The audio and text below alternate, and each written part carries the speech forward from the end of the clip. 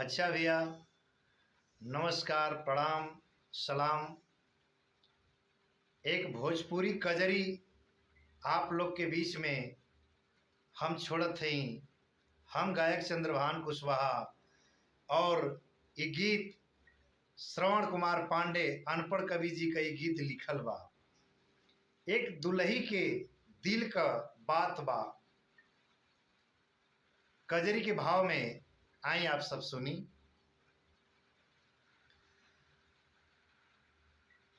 आई छुट्टी लेके हो,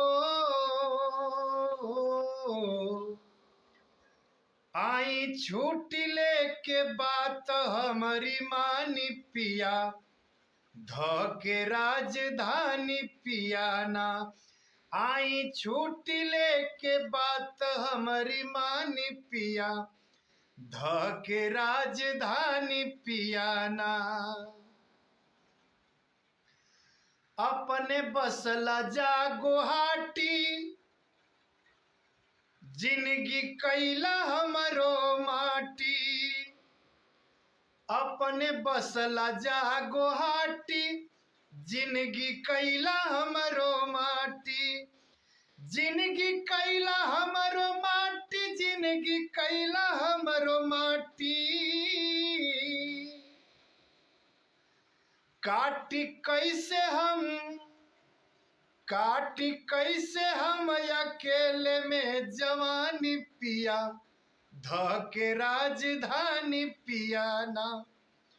आई छुट्टी लेके बात हमारी मानी पिया, धके राजधानी पिया ना।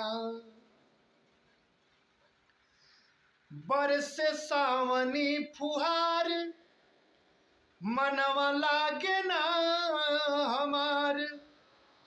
बरसे सावनी फुहार, मनवा लागे ना हमार। मनवा लागे ना हमार, मनवा लागे ना हमार। हम त